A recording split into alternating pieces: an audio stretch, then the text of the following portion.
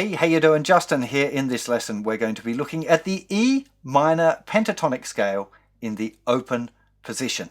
Now, we haven't really looked a lot at scales. The basic idea of a scale is we're playing one note at a time, and this is a really great thing to start working on. It's great for pick accuracy. You're going to need it if you're playing your riffs and all of that sort of stuff. So there's a lot of reasons that we learn scales, where you can use them for improvising, like I said, riff creation, and they're kind of useful as an exercise as well.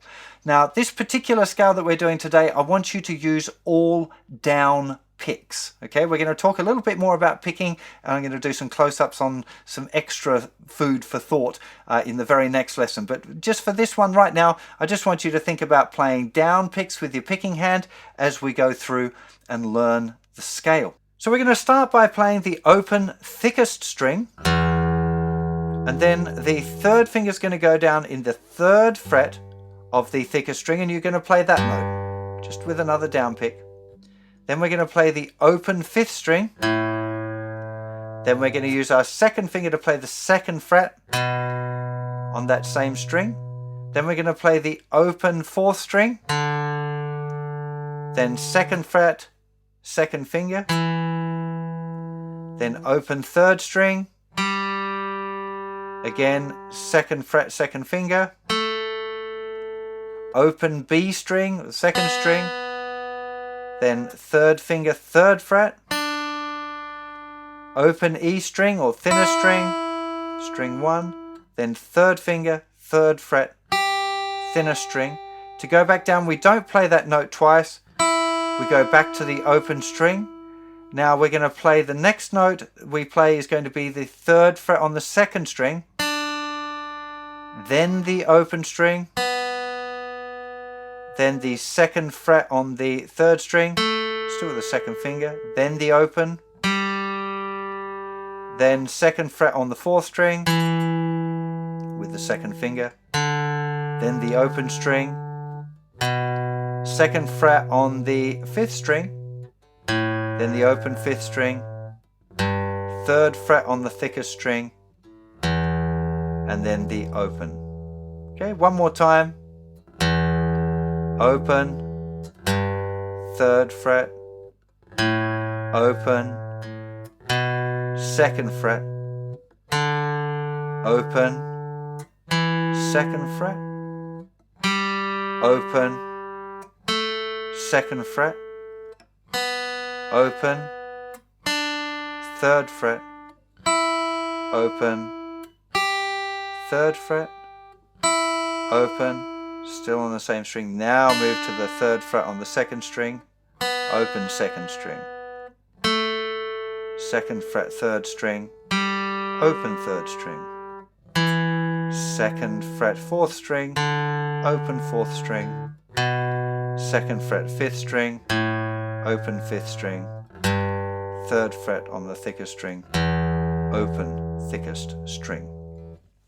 When you first try this, you're probably going to find it pretty challenging. You're going to find you pick the wrong strings regularly. I found it incredibly difficult to pick the right string all the time. I'd have my finger on a note and then be picking it seemed like every string except the one that I wanted to play.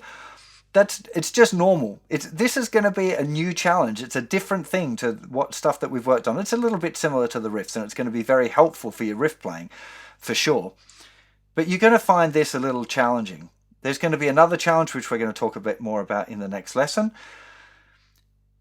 which is going to be string muting. I'll just let you know what that is. That's what we're going to be discussing, exactly how we pick and the position of the hand and whether we rest the fingers on. So all of that's going to coming up in just a second. So I'm going to do that in a separate lesson in case there are more questions about it. At this stage, you want to be memorizing the shape.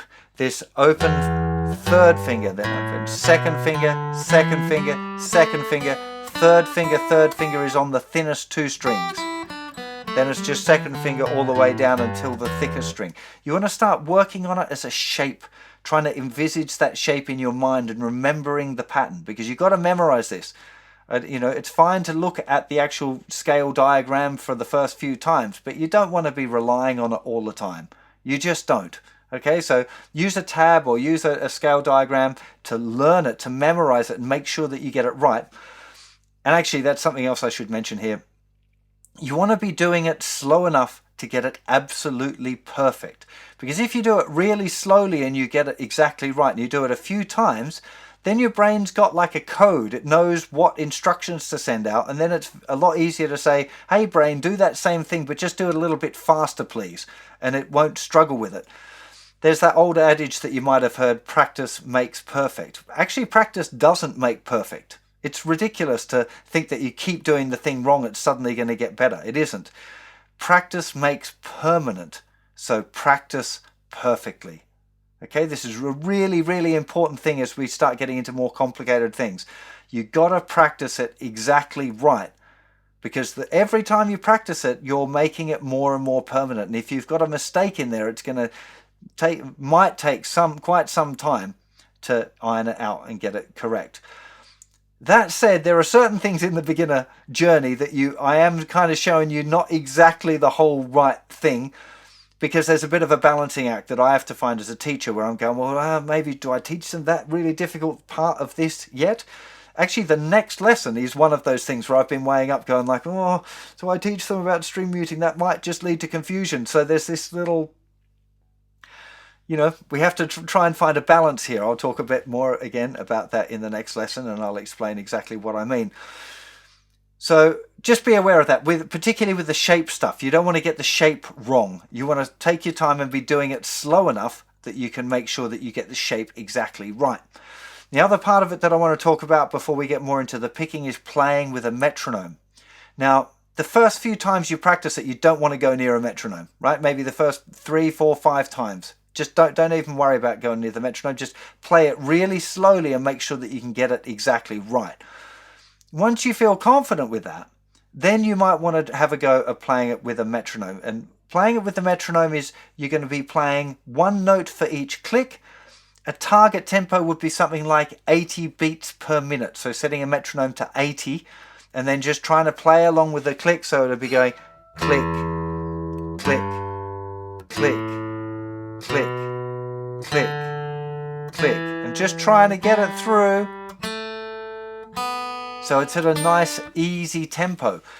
Again, when I'm saying a nice, easy tempo, 80 beats per minute for many of you will be an absolute freak out. Okay, you'll find that you miss some notes altogether. You won't be able to get one of the notes on the beat, or you'll get completely out of time with the metronome. If so, just slow the metronome down. Find a tempo where you can do one note for each click. Maybe it's 60, maybe it's 50.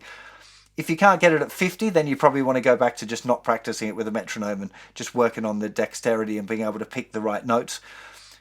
But don't be harsh on yourself. If you're finding that you're kind of okay at 80, but occasionally you're missing a note, it's no big deal. Okay?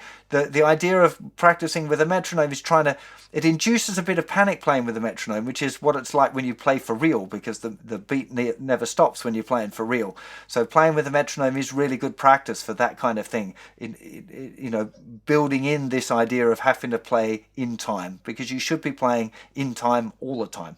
Right? So that's, the more stuff you do with the metronome, the better you'll develop your time feel, your sense of time internally, as well as your ability to be able to play with another musician.